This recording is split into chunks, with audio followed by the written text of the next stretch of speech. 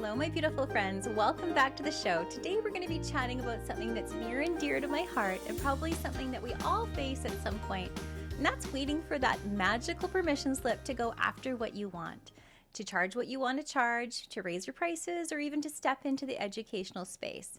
It could be giving yourself permission to stop working weekends, to stop shooting a specific niche, or even taking a sabbatical. Now, in this episode, we're going to be deep diving into busting through what stops us from going after and chasing our dreams and giving ourselves permission to live the life that we want. Let's dive in. Now, if you've ever found yourself on the brink of taking a leap towards your dreams only to be held back by a voice inside you seeking permission from maybe some unseen authority, you are not alone. This episode is a heart-to-heart on why and how we can move past these self-induced barriers, be it fear, self-doubt, societal pressures, or maybe the myths we've been conditioned to believe about our worthiness and our potential. It's about getting out of our own way, taking charge, and really going after what we want. Now, let's start by addressing the elephant in the room. We're going to talk about the idea of permission. Now, from a young age, we are literally taught to seek approval, whether it's from our parents, our teachers, or our peers.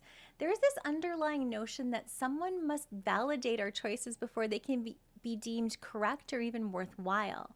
Now, this mindset, while often rooted in a desire for guidance and acceptance, it can often follow us into adulthood, and that's shaping the way that we approach our dreams and ambitions. And sometimes it causes us to hold ourselves back, to indulge in indecision limbo land and feeling stuck in the weeds. Now, in 2014, I was on a work business trip with my business partner, Erin. She is my not so silent business partner with the Milky Way and has been my business bestie and ride or die since the inception of the Milky Way in 2012. Now, at the time, we were really working hard on building our business and brand new courses for the Milky Way, and I was the mom of a very, very busy 5-year-old. And simultaneously, I was saying yes to every single client inquiry. I was drastically undercharging and over-delivering. I was shooting close to 20 to 30 clients a month. I was also, at the time, working weekends and shooting weekends. I literally hadn't had a full day off in 5 years. I was burnt out. I was beyond burnt out.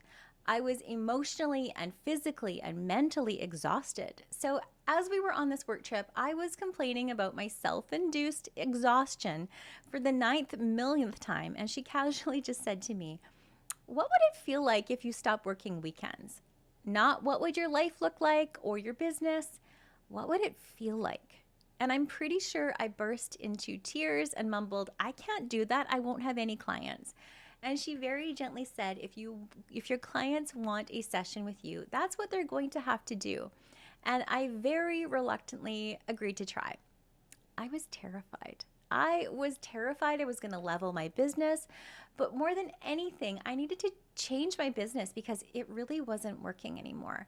My life wasn't working, and I wasn't giving myself permission to ease up on myself or to take responsibility for my business and my life. And you know what happened after I stopped working weekends? Nothing. My business was absolutely fine. My clients adjusted their schedule to make my business hours work, and my family was so much happier. And to be honest, I was too. But my friend, no one came in to tell me it was okay to do so. We often get so wrapped up in that fear of what other people are going to think if we're going to let them down that we forget the key to really going after our own dreams lies within our own self-empowerment. So really, how does that even begin? How do we even begin this process of self-empowerment? Well, first, it's about recognizing and confronting our fears. Fear of failure, fear of judgment, fear of not being good enough, fear of not being ready. These are common things so many of us have. I still have so much fear when I put things out. I have butterflies in my stomach when I still put my art out. Showing up for the camera, showing up on doing this podcast, being an educator. No one ever swooped in and told me it was okay to just go after my dreams. I just really had to do it scared. And the thing about failure is it's sort of just inevitable. But if we reframe it sort of as lessons, it sort of just takes the sting out. And that's what I want for you, my friend. I want you to recognize that you really hold the power to grant yourself permission to pursue your passions, to make the mistakes, to learn, to grow. It's about embracing the journey with all of its ups and downs and understanding that each step forward is a step into the right direction, right towards the dream and the life that you are working towards. Now, let's talk about creating and taking actionable steps. How do we actively give ourselves permission? Well, really, it starts with setting an intention. What is it you truly want?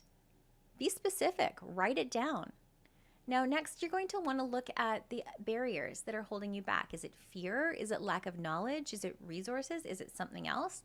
With each barrier, you're going to want to devise a plan and what you can do to overcome it. For example, maybe you actually want to start outsourcing your editing. Guess what? You can. So, step one is write that down as an intention. Next, you're going to want to write on all the barriers that are holding you back. Maybe it's not knowing who's going to do it, how you're going to get the files to them to work on, how you're going to get the files back. Maybe it's a worry that it's just not going to look like your work. Well, write it all down. Now, next, you're going to come up with a plan for each barrier. So for the first one, I don't know who. Well, I didn't know first who either when I was first even considering outsourcing. Now, funnily enough, it was again on a work trip with Erin on a business trip. We were sitting on a plane awaiting takeoff when I was drowning just in a mountain of editing. And she asked me, what would it feel like to not have that pile of editing? And I just looked at her and I burst into tears. Amazing, I mumbled. So we came up with a plan in about 3 minutes. I was going to post in a few groups that I belong to and ask other photographers that were using outsourcing who and what they were doing for that. So during the time before we even took off, I managed to get the email of an editor of a friend of mine that she was working with, and I fired off an email. And by the time we landed, she had already emailed me back. And then I worked with her for 5 more years after that. Now, after that, all the other details like file delivery and all that, how that would work and how she would edit like me, it all just sort of fell into place. Now, if you're wondering, how did I get her work to look like mine? I just recorded a few sessions of me editing on QuickTime, and she picked it up really lightning fast. Now, my friend, once you give yourself permission, often the details are going to work themselves out. So if you've been at this photography thing for a little while, or maybe you're a beginner, maybe you're someone who's been doing this for years, we can often start to feel stuck and stagnant, and also just afraid to go after the life or the business that we really want because we forget that we're the one with the permission slips. Now, there have been so many instances in my career as both a photographer and an educator that I really had to give myself permission.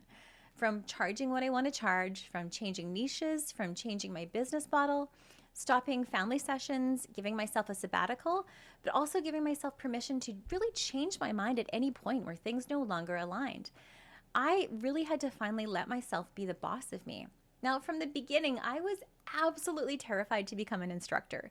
So, fun fact, no one is actually going to come tell you you're ready, and no one ever told me. They never said you're going to be ready to start mentoring either. No one's going to tell you that you're ready to start teaching others and mentoring at all. No one's going to give you that permission slip. That's something that you have to decide for yourself. And a lot of us do it when we're scared, we're completely afraid, but we sort of just step into that anyway. And while we wish there was some sort of magical mentor or magical fairy that's going to swoop in and let us know that we're ready, most of the time we have to figure that out for ourselves. So when I first started my photography business, I'd been told that I was ready to charge when I can consistently provide 30 images that were of a consistent style for my clients. And after I could do that, I was probably ready to start charging. But that's literally the only time in my journey as a photographer and as an educator that there was sort of any guidelines of knowing any form of readiness. Now, one of my favorite quotes when I bump against my own little gremlin of self-doubt is there are people less qualified than you doing things you want to do simply because they believe in themselves and then they take action. Sit with that. It's not that they're more talented than you or have better skills. They're succeeding because they decided to take action and just to go for it. So I'm going to share with you something that I've been sitting on for a few years. And now because I think because I was waiting for someone to give me permission, but I don't think I need that at all. I see so many amazing, talented photographers really wanting to start getting into mentoring. And really the biggest issue that they bump up against is, how do I know I'm ready? And the truth of the matter is none of us know, and none of us ever feel completely ready. There isn't that magical fairy that's going to come down and anoint you as a teacher. You anoint yourselves. And I do have to share a caveat though too. Now, if you have had one singular mentor and everything that you do is something that you learned in their workshop, then yeah, you're probably not ready to instruct, because what you're doing is just teaching someone else's material, and that's not okay, my friend. Now, most of us though are sort of a different mashup of all of the influences that we've ever been exposed to. We've sort of created our own special sauce on how we do things. We've created new ways of doing things. Now, if you're feeling like, no, maybe I still pretty much, I'm doing that like that one instructor that I learned from, then I don't think you're ready to start teaching. I think that you might just want to hold off because you don't want to be teaching someone else's material. That's not cool or even legal, and not something that we recommend. We recommend seeking many different sources of inspiration, and if you haven't, you're probably not quite ready yet. Regurgitating someone else's intellectual property and their workshop material isn't ethical, and frankly, it's not legal either. Now, this is part of the reason we even created the retreats in the first place. Now, over the past 10 years, we've had over 250 incredible educators and instructors for our students, so they can see so many different ways to be a photographer. Our retreats are so fantastic for that, because you get to see multiple ways of doing things, and then you get to create your own way. You get to be this mashup. For those of you who have created your own process, you have your own way of doing things that you know is going to help someone else, then you're probably ready to start being a teacher. But just remember that nobody's going to come tap you on the shoulder and say, you may teach now. My friend, you get to make that decision. And I think that if you're honest with yourself, you're going to know whether you're ready to teach or not. And maybe if you're not.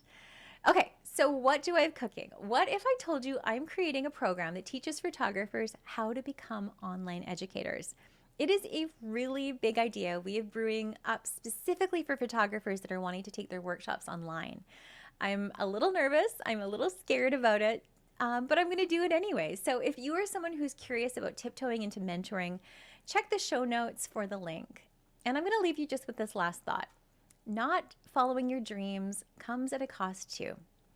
Not taking that leap of faith has a cost. Had I not posted a simple image of my son at 4 months, 14 years ago, I never would have become a photographer. I never would have started the Milky Way. I never would have gotten to work with 250 incredible artists teaching for the Milky Way. I never would have close to 30,000 students around the globe. I never would have a podcast with over 300,000 downloads and 215 episodes. And I'd never be here today talking to you.